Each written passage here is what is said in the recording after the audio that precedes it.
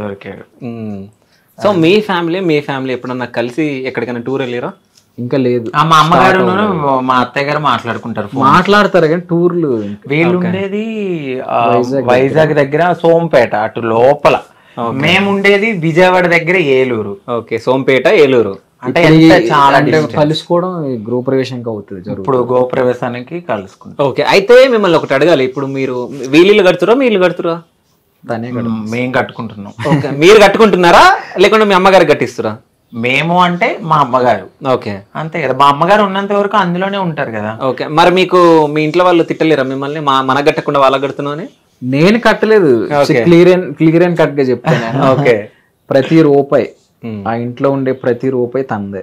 Okay, అందులో ఎవరు involvement లేదు. అది కూడా మా అత్తయ్య కోసం అని కట్టిస్తుంది. తను ఉన్న రోజులు కొంచెం రాయల్ గా ఉండాలి, సుఖంగా ఉండాలి తను ఉన్న రోజులు అని చెప్పేసి కట్టిస్తుంది. అందులో ఉండే ప్రతి రూపాయి తందే, ఎవరిది లేదు. అయితే ఇస్తానన్నా అంకిత గారు 1.5 కోటి సంపాదించారు అనమాట మీరు, ఆయన రూపాయి లేకుండా. నిజం చెప్పండి, ఇప్పుడు అవుతుంది 1 CR పైనే అవుతుంది, 1.5. సో మీరు బెగ్గింగ్ వెళ్ళినప్పుడు ఎంత సంపాదిస్తుండే మీరు రోజుకి? అడుగుతున్నా, చెప్పండి. అంటే చేసేదాన్ని హౌస్ ఓపెనింగ్స్ కి చెప్తాను చూడండి, మీరు అడిగారు కాబట్టి లాజిక్. నేను డైలీ ఒకప్పుడు వెళ్ళినప్పుడు నేను ఎర్లీ మార్నింగ్ లెగిసి 9-9:30కి నా లైఫ్ని స్టార్ట్ చేస్తే నేను నైట్ 6కి వచ్చిన తర్వాత మళ్ళీ నేను వైన్ షాపులు కూడా అడుక్కునేదాన్ని. అంటే 10 రూపాయలే కానీ 5 రూపాయలే కానీ ప్రతి రూపాయి పోగేసి ఒకరోజు 1000 వస్తుంది, ఒకరోజు 2000 వస్తుంది, ఒకరోజు 3000 వస్తుంది. దీనికి కౌంట్ అనేది ఉండదు. ఒకరోజు ఎక్కువ రావచ్చు, ఫ్లక్చువేట్ అవుతూ ఉంటుంది కదా. ఆ వచ్చిన రూపాయిని నేను చిట్టీల రూపంలో దాచుకుని చిట్టీలు వేస్తూ నేను తినక కష్టపడి ఏదైనా ఓపెనింగ్ ఉంటే వాళ్ళు ఇచ్చింది వాళ్ళు 10 రూపాయలు ఇవ్వని 10,000 ఇవ్వని, అది కూడా నేను ఒక్కదాన్నే వెళ్ళి తీసుకుని వాళ్ళకి బ్లెస్ చేసి వచ్చిన డబ్బులు అన్నీ. ఇంకోటి ఈ మధ్య కాలంలో కొంచెం వచ్చిన యూట్యూబ్ డబ్బులు ఇవి యాడ్ చేశాను అంతే. ఓకే, నేను చిట్టీలు వెయ్యగా దాచుకున్న డబ్బులు ప్రతిదీ దాయగా చేసుకున్నాను. ఓకే, ఇప్పుడు యూట్యూబ్ నుంచి ఎంత సంపాదిస్తున్నారు నెలకి? ఎన్ని లక్షలు వస్తున్నాయి? నిజం చెప్పండి. నేను ఇప్పటి వరకు మా ఛానల్లో కూడా రివీల్ చేయలేదు. ఓకే, మీ ఇష్టం, చెప్పాలనుకుంటే చెప్పండి, లేకుంటలేదు. లక్షలు అయితే వస్తున్నాయి, లక్షలు వస్తున్నాయి. అవునా? సో మిలియన్లు పోతున్నాయి అంట. కదా అంతగానం? అంటే 1.5కి మధ్యలో ఉంది. లక్షలే కదా మరి, అదే ఇంకా లక్ష కంటే ఎక్కువ వస్తుందంట. 1,50,000 1,70,000 అంతే. కానీ అది మీరు కష్టపడుతున్నారు. సో మీ ఇంట్లో మీరు కష్టపడి మీరు చేసుకుంటారు కాబట్టి అది వేరే వాళ్ళ డబ్బేం కాదు, మీ డబ్బే. సో చెప్పుకోవచ్చు ధైర్యంగా, సంపాదించినంత. ఎవరు వచ్చి మిమ్మల్ని మీ దగ్గర గుంజుకొని వెళ్ళారు కదా, అంతే కదా? అంతేలేండి, 1.7 1.8 అట్లా వస్తుంది. ఓకే, సో రాజు గారికి నెల శాలరీ ఎంత వస్తుంది? ఈయనకి 3 వస్తుందండి. 3L. ఓకే, 2.5 వచ్చాయి పాత దాంట్లో. ఓకే, ఇప్పుడు 3 దాకా వస్తుంది కొత్త దాంట్లో. ఓకే, భర్తలో సగం భార్య. సో అంత సంపాదిస్తున్నారు ఇప్పుడు యూట్యూబ్ వల్ల, అంతేనా? సో కెమెరామ్యాన్ ఎవరు మీకు? మా అబ్బాయి.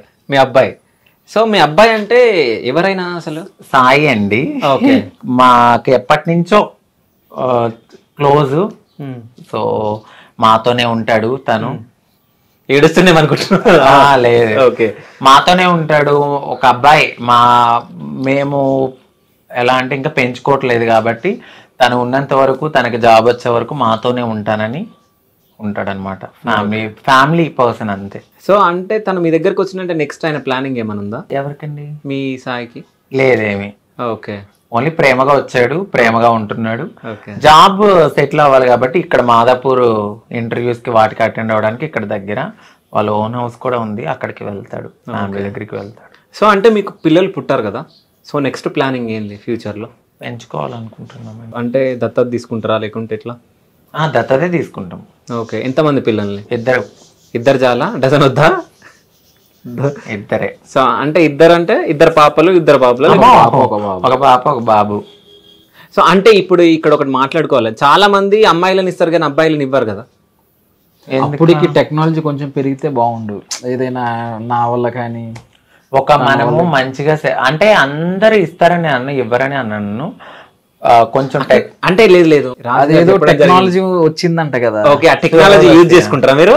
సరోగసా సరగసి అది ఇంకోటి సరోగసం ఏదో సంథింగ్. సరోగసియే. ఓకే అది ఇప్పుడైతే అవ్వదులేండి.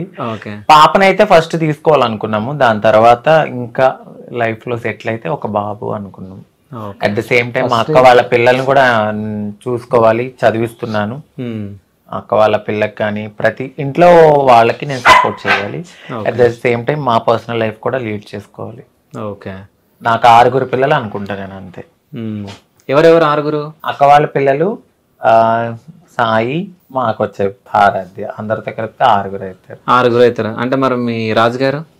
ఆయన నాలో సగం, నేను ఆయనలో సగం. ఓహో అంతేనా? సో అంటే ఫ్యూచర్లో పిల్లల్ని తీసుకొని పెంచుకుంటారు. పెంచుకున్న తర్వాత ఒకవేళ పెద్దగా అయిన తర్వాత మీరు మా పేరెంట్స్ కాదని చెప్పేసి వెళ్ళిపోయే ఛాన్స్ కూడా ఉంటుంది కదా. చాలా చూస్తున్నాం మనం టీవీలలో. అలా ఒక ట్రాన్స్ నేనే కాదు, నాకన్నా ముందు చాలా చాలా పెద్దవాళ్ళు కూడా పిల్లల్ని పెంచుకుని పెళ్లి చేసిన వాళ్ళు చాలా మంది ఉన్నారు. ఇప్పుడు మీడియాలో అందరూ క్లిక్ కారు, కొంతమంది క్లిక్ అవుతారు కదా. సో అలా చాలా మంది పెద్ద పెద్ద ట్రాన్స్ కమ్యూనిటీకి చెందిన వాళ్ళు పెళ్లి చేశారు కూడా పిల్లల్ని పెంచుకుని. వాళ్ళు వదలకుండా అలాగే ఎలా ఉన్నారు. ఒక అవగాహనతో ముందుకు వెళ్తున్నాం మేము. ఒక విత్తనాన్ని పెంచి పోషించి దాని కాయలు వచ్చే వరకు ఉన్న వాళ్ళు అల్లారు ముద్దుగా మేము చూసుకుంటాం ఖచ్చితంగా. మనం పెంచే వాతావరణం కూడా, మేము పెంచే వాతావరణం కూడా చాలా చాలా చాలా బాగా పెంచుతాం వాళ్ళని. సో డెఫినెట్లీ వాళ్ళు మమ్మల్ని వదిలి వెళ్ళరు. ఒక ట్రాన్స్ ఇది మా అమ్మ కాదు అని చెప్పిన వాళ్ళు ఎవరు బయటకు రాలేదు ఇప్పటి వరకు.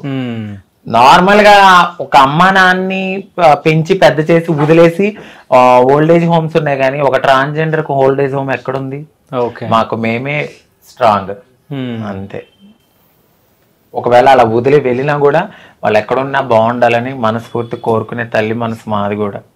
సో అంటే ట్రాన్స్జెండర్స్కి ఏమైనా అన్యాయం జరుగుతుందా? షూర్గా జరుగుతుందండి. ఇక్కడ ఎప్పుడు ప్రతి దాంట్లోనూ మాకు అన్యాయమే. ఇప్పుడు రిజర్వేషన్ అని అన్నారు, ఆన్సర్ జడ్జిమెంట్ వచ్చిన తర్వాత, సుప్రీంకోర్టు తీర్పులు ఇచ్చిన తర్వాత మాకు రిజర్వేషన్ అన్నారు.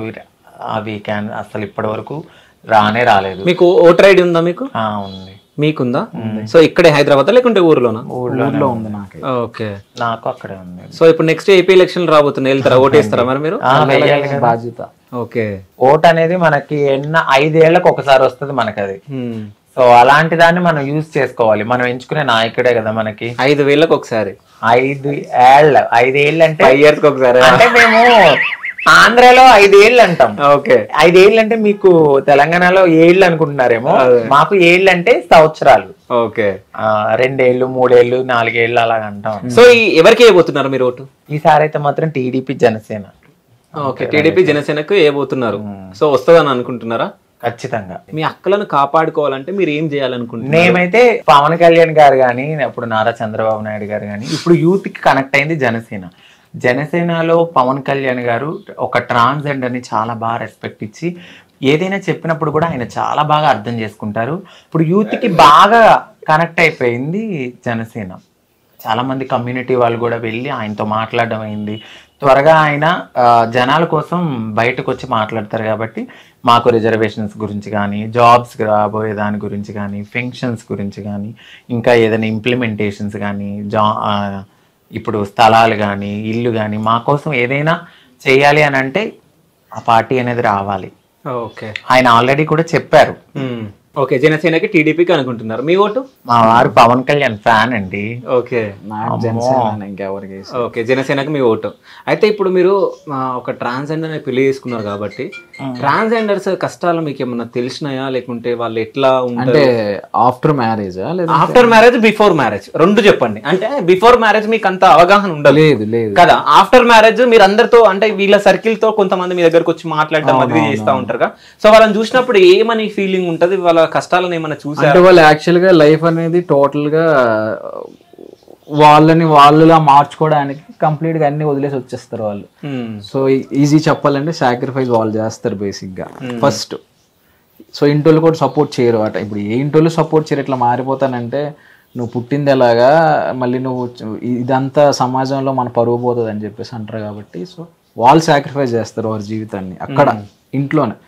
సో ఇంట్లో ఆ టైంలో వాళ్ళకి సపోర్ట్ చేయరు. వీళ్ళు ఇంప్రూవ్ అయ్యి బాగా ఇచ్చేసిన తర్వాత మళ్ళీ లాక్కునే ఇంటోళ్ళు కూడా ఉంటారు. స్టార్టింగ్ నుంచి సపోర్ట్ చేసే ఇంటోళ్ళు కూడా ఉంటారు. సో ఏదైనా కానీ వాళ్ళు సాక్రిఫైస్ అయితే చేస్తారు, కష్టాలు చాలా పడతారు, నేను చూస్తూనే ఉంటాను. అయితే మీ పెళ్ళైన తర్వాత ఎప్పుడన్నా తిను మీ దగ్గర ఏడ్చిన రోజులు ఉన్నాయా? పెళ్ళైన తర్వాత తన కష్టాలు అవి ఇవి చెప్పుకొని ఏడుస్తుంది కానీ కనిపించదు, అంటే చూపియదు. ఓకే. కಣ್ಣి నుంచి నీళ్ళు వస్తే నాకు తెలుస్తుంది, దాన్ని దాచిపెట్టేస్తుంది.